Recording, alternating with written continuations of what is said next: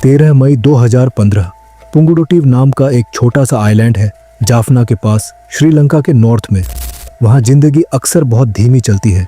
समुंदर की लहरें, छोटे छोटे रास्तों पर साइकिल चलाते लोग और परिवार अपने कामों में लगे रहते हैं।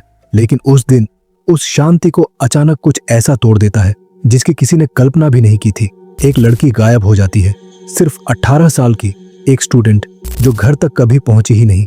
पहले तो लोग सोचते हैं कि शायद देर हो गई होगी, लेकिन जैसे जैसे समय बीतता गया चिंता बढ़ती गई। पूरा गांव फुसफुसाने लगा, कहाँ है वो, क्यों कोई ढंग से ढूंढ नहीं रहा। कुछ दिन बाद जवाब मिल गया, लेकिन वो जवाब किसी के गले नहीं उतरा। एक पुरानी सुनसान बिल्डिंग के पास उसकी लाश मिली। जो लड़की अभी अभी अपनी जिंदगी शुरू कर रही थी, उसे इतनी बेरहमी से खत्म कर दिया गया। गायब होने की रहस्य जैसी कहानी अब पूरी तरह एक क्राइम स्टोरी में बदल चुकी थी। लेकिन असली डर तो अब सामने आया। हाँ, जुर्म भयानक था, पर उससे भी ज्यादा डरावना सच ये था कि इस घटना ने उस समाज की हकीकत उजागर कर दी जिसमें वो लड़की जी रही थी। असलियत ये है, औरतें वहां कभी भी सच में सुरक्षित नहीं थी। अब सवाल ये नहीं कि उस रात उसके साथ क्या हुआ, असली सवाल है क्यों इतना बड़ा हादसा होना पड़ा। क्यों समाज तब तक चुप रहा जब तक किसी की बेटी की लाश नहीं मिली। ये सिर्फ एक क्राइम नहीं था, ये एक आईना था जो समाज के सामने रख दिया गया था, और उस आईने में हर किसी को वो डर और वो सच्चाई साफ दिख रही थी जिसे सब जानकर भी अनदेखा कर रहे थे।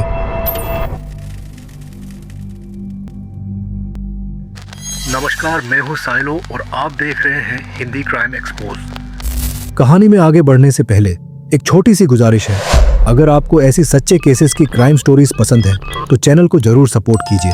वीडियो को लाइक करें, सब्सक्राइब करें और दोस्तों के साथ शेयर करना न भूलें। आपका सपोर्ट ही मुझे और भी गहरी कहानियां आप तक लाने का हौसला देता है। तो चलिए अब कहानी में आगे बढ़ते हैं। 25 नवंबर 1996 यही वो दिन था जब एक बच्ची ने जन्म लिया। उसका नाम था शिवालोकनाथन विथ्या। किसी ने सोचा भी नहीं था कि ये मासूम बच्ची, जिसकी जिंदगी अब भी शुरू ही हुई थी, एक दिन ऐसे दर्दनाक अंजाम तक पहुंचेगी कि पूरा देश हिल जाएगा। विथ्या की कहानी की शुरुआत होती है जंग के साए से। उसके माँ बाप पहले ही श्रीलंका के सिविल वॉर में अपना घर बार खो चुके थे और फिर कई साल तक पूरा परिवार इधर उधर भटकता रहा। कभी लगता अब यहाँ बस जाएंगे, लेकिन हर बार हालात ऐसे बनते कि फिर सामान बांधकर अगले ठिकाने पर निकलना पड़ता। इतनी उथल पुथल के बावजूद विथ्या एक अलग ही तरह की बच्ची थी। हमेशा मुस्कुराती, नए लोगों से जल्दी घुल मिल जाती और पढ़ाई में बेहद मेहनती थी। लेकिन किस्मत ने उसके लिए और भी इम्तिहान रखे थे। जब वो टीनेजर हुई, उसका परिवार फिर से लड़ाई के बीच फंस गया। इस बार हालात इतने बिगड़े कि उन्हें जबरदस्ती एक इंटर्नमेंट कैंप में डाल दिया गया। एक ऐसा कंट्रोवर्शियल कैंप जहां 3 लाख से ज्यादा लोग कैद जैसे हालात में रह रहे थे। सोचिए, जिंदगी का पूरा एक साल तारों की बाट और निगरानी करने वाले गार्ड्स के बीच सिर्फ इस इंतजार में बीता कि कब आजादी मिलेगी। आखिरकार जब उन्हें छोड़ा गया तो पूरा परिवार अपने पुश्तैनी गांव पुंगुडुटी आइलैंड लौट आया। कई सालों बाद पहली बार उन्हें लगा कि अब शांति है, अब चैन है। उन्हें सच में विश्वास हो गया कि बुरे दिन पीछे छूट गए हैं। लेकिन यही तो सबसे खतरनाक पल था, जब आपको लगता है कि सब ठीक है और असली डर धीरे धीरे पास आता है, क्योंकि उनके शांत गांव की परछाइयों में कुछ और ही छिपा हुआ था। जैसे ही विथ्या ने फिर से अपनी पढ़ाई शुरू की और लोकल कॉलेज ज्वाइन किया, उसकी जिंदगी सामान्य सी लगने लगी। वो अब भी सिर्फ 18 साल की थी, ख्वाबों और उम्मीदों से भरी हुई। जवानी के उस मोड़ पर थी जहां सपने भी बड़े थे और उम्मीदें भी। यही उसका हैप्पी प्लेस था और वो चाहती थी कि स्टूडेंट लाइफ के इस आखिरी साल का हर दिन पूरी तरह से जी ले। तैयारी जोरों पर थी, हर एक्स्ट्रा क्लास लेती थी ताकि एक दिन उसका सपना सच हो सके। कभी टीचर बने या फिर मीडिया की दुनिया में काम करे। सुबह उसकी हमेशा एक जैसी होती थी। वो जल्दी उठती, अपनी माँ का घर के कामों में हाथ बटाती और फिर साइकिल उठाकर कॉलेज निकल जाती। घर से डिस्टेंस बस 1 मील से थोड़ा ज्यादा था। ज्यादातर दिन वो अकेली नहीं होती थी। गली की 2 सहेलियां उसके साथ साथ स्कूल जाती थी और अगर वो ना मिले तो उसका छोटा भाई अपनी साइकिल के पीछे बैठाकर उसे ले जाता। लेकिन 13 मई 2015 की सुबह सब अलग था। उसकी दोनों सहेलियां बीमार थी, भाई पहले ही निकल चुका था। तो उस दिन विथ्या पहली बार अकेले ही साइकिल लेकर निकल गई। डरने की कोई वजह नहीं थी। हमेशा की तरह उसने अपनी माँ को किस किया, अलविदा कहा और वही पुराना रास्ता पकड़ लिया। एकदम रोज की तरह सब नॉर्मल लग रहा था, लेकिन सच्चाई ये थी कि उस दिन की शुरुआत जितनी आम थी, उसका अंत उतना ही भयानक होने वाला था। दोपहर के 3 बज चुके थे और उसी वक्त विथ्या की माँ सरस्वती के दिल में बेचैनी उठने लगी। माँ का दिल कभी गलत नहीं कहता। उसे लग रहा था कुछ ठीक नहीं है। स्कूल 2 बजे ही खत्म हो गया था। विथ्या कभी देर नहीं करती थी। उसने सुबह यह भी नहीं कहा था कि कोई एक्स्ट्रा क्लास है, और रोज की तरह वो 3 बजे से पहले घर आकर माँ की मदद करती, घर का काम निपटाती और फिर अपनी किताबें खोलकर पढ़ाई करती। लेकिन आज न घर पहुंची न कोई खबर। हर गुजरते मिनट के साथ सरस्वती की चिंता बढ़ती गई। आखिर उसने अपने बेटे से कहा कि चलो स्कूल चलते हैं, शायद वहीं हो, शायद किसी काम में रुक गई हो। लेकिन जो जवाब वहां मिला वो और भी डराने वाला था। टीचर ने साफ कहा, विथ्या तो आज स्कूल आई ही नहीं, पूरे दिन एब्सेंट थी। अब डर और बढ़ गया। गांव वालों से पूछताछ की गई, लेकिन सबने वही कहा, विथ्या तो कल से दिखी ही नहीं। शाम के 6 बजते बजते परिवार पूरी तरह घबरा चुका था। अब मिसिंग रिपोर्ट दर्ज कराने का समय था। लेकिन जब वो नजदीकी चेक पॉइंट पर पहुंचे और ऑफिसर को बताया कि विथ्या सुबह से लापता है, तो उसने मदद करने की जगह हंसते हुए कहा, शायद किसी लवर के साथ भाग गई होगी। सोचिए, एक माँ पिता मदद मांग रहे हैं और पुलिस मजाक बना रही है। आधा घंटा और लग गया पास के पुलिस स्टेशन पहुंचने में, और वहां भी तुरंत किसी ने गंभीरता से नहीं लिया। करीब 3 घंटे इंतजार करने के बाद ही एक महिला ऑफिसर ने आखिरकार रिपोर्ट लिखी। हाँ, ये सच है कि कभी कभी कोई लड़की या लड़का अपनी मर्जी से भाग जाते हैं, लेकिन इस केस में ऐसा कुछ नहीं था। हर गुमशुदा इंसान का मामला हमेशा दुखद अंजाम तक नहीं पहुंचता, लेकिन माँ बाप वो अक्सर पहले ही समझ जाते हैं।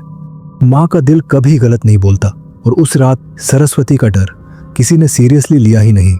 सोचिए, कैसा गुस्सा, कितनी बेबसी महसूस हुई होगी जब उसे ऐसे ही टाल दिया गया, जैसे उसकी बेटी की जिंदगी की कोई कीमत ही न हो। करीब आधी रात को जब परिवार घर लौटा तो थकान से टूट चुके थे, लेकिन हार मानना उनके लिए नामुमकिन था। अगर पुलिस मदद नहीं करेगी तो वो खुद करेंगे। रिश्तेदारों को बुलाया गया, दोस्त और पड़ोसी सब जुट गए। उस रात अंधेरे में हाथों में टॉर्च ली लोग पूरे गांव की सड़कों पर ढूंढते रहे। हर ओर आवाजें गूंज रही थी, लेकिन नतीजा कुछ नहीं। घंटे बीतते गए। आखिरकार पड़ोसी घर चले गए, थोड़ी देर आराम करने, वादा करके कि सुबह होते ही फिर से तलाश शुरू करेंगे। सुबह 5 बजे सर्च दोबारा शुरू हुआ। इस बार विथ्या का भाई निशांतन खुद एक ग्रुप लेकर निकला। साथ में परिवार के 2 कुत्ते भी थे। उम्मीद थी कि शायद उनकी सूंघने की ताकत वहां कुछ पकड़ ले जहां इंसानी आंखें चूक जाएं। और फिर वही हुआ। घर से करीब 1.5 किलोमीटर दूर अचानक कुत्ते बेचैन हो गए। उनका शांत रहना पागलपन में बदल गया। वो जोर से भौंकने लगे, जमीन खुरचने लगे और सड़क के किनारे लंबी घास की ओर खींचने लगे। और वहीं छुपा था पहला सुराग। घास के बीच छुपी मिली विथ्या की साइकिल, बस कुछ कदम दूर। उसकी दोनों चप्पलें जमीन पर बिखरी हुई। उस पल सन्नाटा टूट गया। अब साफ था 18 साल की मासूम के साथ कुछ बहुत ही भयानक हुआ है। टुकड़े जुड़ने लगे थे, लेकिन सबसे जरूरी टुकड़ा अभी भी गायब था। विथ्या का कोई पता नहीं था। कुत्तों को लेकर वो और आगे बढ़ा। सामने वहीं छोड़ी हुई इमारतें थी जिनके बारे में गांव के बच्चे मजाक में कहते थे कि वो हॉन्टेड है, लेकिन वहां भूत नहीं थे। जो सच उसके सामने आने वाला था वो किसी भी भूत से ज्यादा डरावना था। ऐसा सच जो निशांतन को जिंदगी भर सताएगा। उन टूटी फूटी दीवारों से आगे पेड़ों का एक छोटा सा झुंड था, और वही 2 तनों के बीच उसकी आंखों के सामने आ गया उसकी बहन का हाल, विथ्या की लाश। नजारा बयान से बाहर था। उसका शरीर लगभग नग्न हालत में, उसके हाथ उसकी ही स्कूल टाई से कसकर पीछे बांधे हुए, मुंह में जबरदस्ती ठूंसा गया कपड़े का टुकड़ा। उसकी टांगें 2 अलग अलग पेड़ों से बांध दी गई थी। उसका चेहरा सब कुछ कह रहा था। आंख की पलक यानी आईलिड कटी हुई थी, और चेहरा इतना सूज गया था कि पहचानना मुश्किल। हर चोट, हर निशान बता रहा था कि उसने अपने आखिरी पलों में कितनी खौफनाक यातना सही होगी। सोचिए, उस सुबह निशांतन के दिल में कैसी हलचल रही होगी। डर, गुस्सा, बेबसी, सब कुछ एक साथ। लेकिन इसके बावजूद उसने हार नहीं मानी। अपनी बहन को ढूंढने की उम्मीद उसने छोड़ी नहीं थी। मगर जब आखिरकार सच उसके सामने आया, वो ऐसा था जैसा किसी बुरे सपने में भी कोई नहीं देखना चाहेगा। सुबह के करीब 7 बजे कांपते हाथों से निशांथन ने केट्स पुलिस स्टेशन को कॉल किया, वही स्टेशन जहां वो पिछली रात भी गया था अपनी बहन की गुमशुदगी की रिपोर्ट करने। लेकिन ठीक पिछली बार की तरह पुलिस की प्रतिक्रिया बिल्कुल ठंडी थी, जैसे उन्हें कोई फर्क ही नहीं पड़ता। ऐसा लग रहा था जैसे एक 18 साल की लड़की का इस तरह से अटैक और मर्डर होना भी उनके लिए मामूली बात हो। उस पल निशांथन के दिल में कैसा गुस्सा और दर्द रहा होगा। उसकी बहन की लाश वहीं पड़ी थी और जिन लोगों को इंसाफ दिलाना था वही लोग मुंह मोड़ रहे थे। हताश होकर निशांथन ने फिर कॉल लगाया, इस बार सीधे कोलंबो को, कैपिटल सिटी जहां श्रीलंका की लॉ एनफोर्समेंट एजेंसीज का मुख्य दफ्तर है। उसने इमरजेंसी लाइन 119 डायल किया और आखिरकार घंटों बाद करीब 11 बजे पुलिस ऑफिसर्स साइट पर पहुंचे। लेकिन तब तक बहुत देर हो चुकी थी, खामोशी टूट चुकी थी। विथिया की मौत की खबर आग की तरह पूरे श्रीलंका में फैल चुकी थी। छोटे गांव से लेकर कोलंबो की भीड़ भरी सड़कों तक हर कोई उसका नाम ले रहा था और उसके साथ जुड़ा एक डरावना सवाल भी, अगर ये विथिया के साथ हो सकता है तो कौन सच में सेफ है? विथिया को 2 दिन पहले छोड़े गए एक वीरान बिल्डिंग में 2 पेड़ों के बीच बंधा हुआ पाया गया था। उसके बाद उसी जगह के लोकल कब्रिस्तान में उसका अंतिम संस्कार हुआ। 1000 से भी ज्यादा लोग उसे श्रद्धांजलि देने पहुंच गए। लोग सिर्फ इसलिए नहीं आए थे क्योंकि उसकी हत्या ने सनसनी फैला दी थी, बल्कि इसलिए भी क्योंकि जिस तरीके से शुरुआत से ही पुलिस ने लापरवाही दिखाई थी, उसने सबको हिला कर रख दिया। जब विथिया गुम हुई थी तो पुलिस ने उसे एक भागी हुई लड़की मानकर मामला टालने की कोशिश की और यहां तक कि जब उसका भाई उसकी लाश के सामने खड़ा था तब भी उन्होंने एक्शन लेने से साफ इनकार कर दिया। यही रवैया था जिसने लोगों के दिलों में पहले से भरा हुआ गुस्सा और अविश्वास फिर से जगा दिया, खासकर महिलाओं के लिए। कई लोग मानते थे कि विथिया की हत्या सिर्फ एक जघन्य अपराध नहीं थी, बल्कि उस गहरी समस्या का आईना थी जो समाज में पहले से मौजूद थी। महिलाओं के खिलाफ हिंसा, नाकाम पुलिस तंत्र और एक ऐसा न्याय सिस्टम जो अक्सर आम लोगों से दूर और लापरवाह नजर आता है। उसी दिन जब विथिया का अंतिम संस्कार हो रहा था, पुलिस ने अचानक 3 भाइयों को गिरफ्तार करने का ऐलान कर दिया। उनका दावा था कि यही लोग विथिया पर हमला और उसकी हत्या के जिम्मेदार थे। कहा गया कि इन तीनों का विथिया के माता पिता के साथ पुराना झगड़ा चल रहा था। इन लोगों ने पहले ही सब ठान लिया था। प्लान साफ और खतरनाक था। रास्ते में विथिया को रोकना, उसे उठाना, उसकी इज्जत छीनना और फिर उसे हमेशा के लिए खामोश कर देना। सोचकर ही रूह कांप जाती है। लेकिन यह डरावना सच यहीं खत्म नहीं हुआ। 2 दिन बाद एक और चौंकाने वाली खबर आई। 5 और लड़कों को गिरफ्तार किया गया। ये लोग गांव के नहीं थे, ये सीधे कोलंबो से उस दिन आए थे जिस दिन विथिया गायब हुई थी। वारदात के बाद वो वापस शहर चले गए, लेकिन सुनकर आप भी दंग रह जाएंगे, ये लोग फिर गांव लौटे। क्यों? पुलिस को सरेंडर करने नहीं, छिपने नहीं, बल्कि विथिया के अंतिम संस्कार में शामिल होने। वही लोग जिन्होंने उसकी जिंदगी छीन ली, वही भीड़ में खड़े होकर आंसुओं का नाटक कर रहे थे।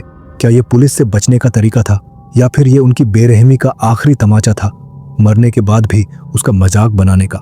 जो भी हो, ये बेहूदगी सोच से भी परे थी। लेकिन उनकी हिम्मत ज्यादा देर नहीं चली। जब वो लोग अंतिम संस्कार के बाद पुंगुरुटी छोड़ने निकले, पुलिस ने उन्हें दबोच लिया। लेकिन कहानी यहीं खत्म नहीं होती। कुछ दिन बाद एक और गिरफ्तारी हुई, महालिंगम शशिकुमार की, जिसे लोग स्विस कुमार कहते थे। और उसकी गिरफ्तारी ने इस केस में एक और डरावना मोड़ ला दिया। गांव में फुसफुसाहट शुरू हो गई। लोग कहने लगे ये कोई आम अपराधी नहीं है, इसके बड़े बड़े कनेक्शन हैं, सिर्फ श्रीलंका में ही नहीं बल्कि बाहर तक। कहा जाता है कि इन्हीं ताकतों की वजह से ये लंबे समय तक पुलिस की पकड़ से बचा रहा।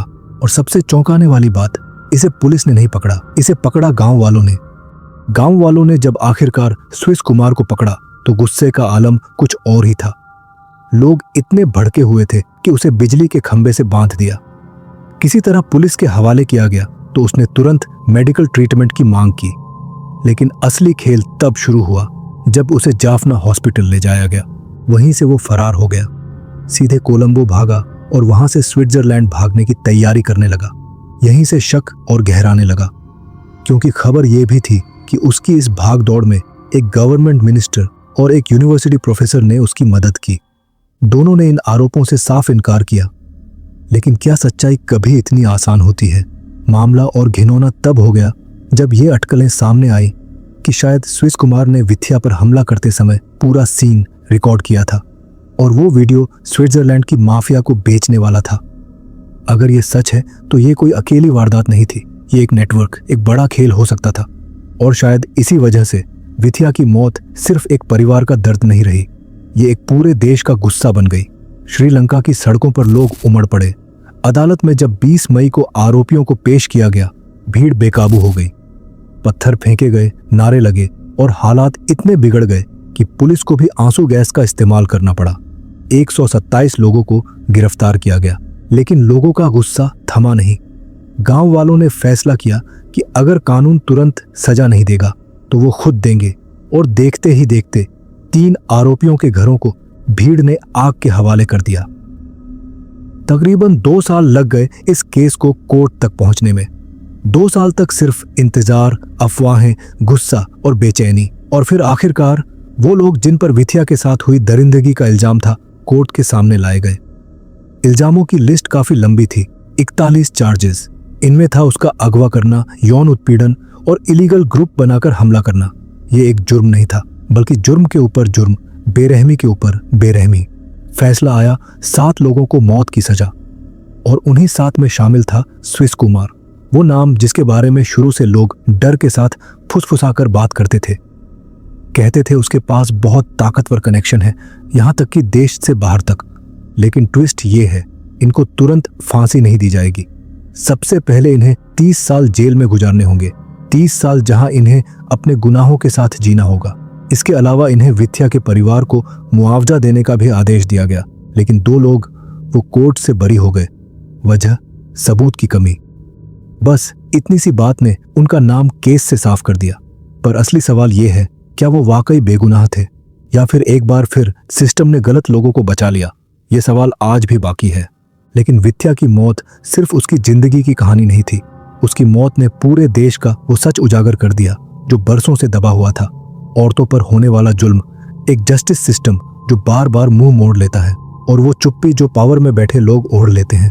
अथॉरिटीज को मजबूर होना पड़ा आईने में झांकने के लिए, खुद से पूछने के लिए, क्या हम सच में कमजोरों की रक्षा कर रहे हैं, या हम सब भी इस हिंसा का हिस्सा बन चुके हैं जो बार बार दोहराई जाती है। लेकिन सबसे बड़ा सवाल तो अब भी हवा में है, क्या विथिया की कुर्बानी से सच में कुछ बदलेगा, या फिर उसकी कहानी भी उन्हीं कई कहानियों की तरह धीरे धीरे गुम हो जाएगी जब तक अगली हेडलाइन नहीं आती? क्या आपको लगता है कि ऐसे पुराने केसेस से हमारी सोसाइटी ने वाकई कुछ सीखा है? क्योंकि सच कहूं तो विथिया का केस श्रीलंका में हुआ था, लेकिन जो हालात वहां थे वो हम भारत में भी देख चुके हैं। कभी निर्भया, कभी हाथरस, कभी कोई और। सवाल वही रहता है, कब तक? क्या ऐसे केसेस वाकई बदलाव लाते हैं, या फिर हमारी सिस्टम और समाज बस वक्त आने पर शोर मचाता है और फिर चुप हो जाता है? अपनी राय कमेंट्स में जरूर लिखिए। तो आज की कहानी बस यहीं तक। मैं फिर आऊंगा एक नई कहानी लेकर। तब तक के लिए अपना ख्याल रखें। नमस्कार।